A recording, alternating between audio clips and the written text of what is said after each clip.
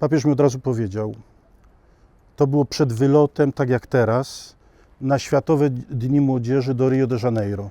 To był jego pierwszy wyjazd z Watykanu jako papieża, bo ta nominacja była pierwszą nominacją na Watykanie, na jaką papież się postanowił, dlatego, bo papież żyje czystą Ewangelią, nie komentarzami. A w Ewangelii Jezus wychodził od rana do wieczora, jak taka dobra fabryka, jak fabryka dobra, i zajmował się ludźmi w potrzebie.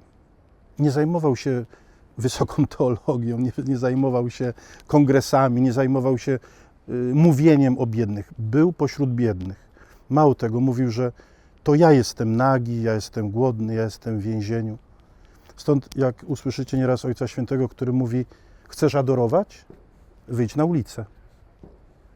Bo jeśli nie rozpoznajesz w biednym Jezusa, to coś z tobą nie tak. Bo zobaczcie, że pierwsze przykazania to są Bóg na pierwszym miejscu, a potem drugi człowiek. Miłuj go jak siebie samego.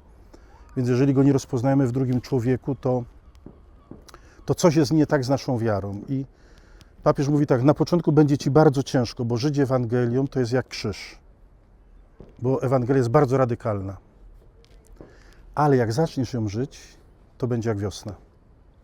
Mówi, najpiękniejszą działkę, jaką możesz mieć na Watykanie, to jest właśnie ta. I od razu potem, jak lecieliśmy, 13 godzin się do Rio leci, więc mnie zawołał i wszystko mi wytłumaczył, na czym to polega, bycie jałmużnikiem, ale wytłumaczył mi to w sposób negatywny, czego nie będę miał, a nie co będę, bo jak się dostaje jakąś funkcję, to na ogół mówią tak, to jest twoje biurko, to jest sekretarka, to jest jakieś tam siostry zakonne, to jest mieszkanie, to jest samochód, to jest kierowca, to jest sekretarz, a papież mówi, nie będziesz za mną chodził, bo funkcja jałmużnika była taka, że gdziekolwiek papież pojawiał się publicznie, zawsze był jałmużnik i prefekt domu papieskiego.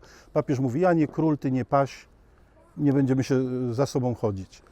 Chcę, żebyś wyszedł z Watykanu i był pośród biednych, bo jeśli będziesz z nimi, będziesz wiedział, co oni potrzebują, a jak nie, to będziesz wydawał takie książeczki duszpasterskie na rok, które nie mają nic wspólnego z życiem, jak nieraz w diecezjach wydajemy, taki rocznik duszpasterski, tak, to się dobrze nagrywa.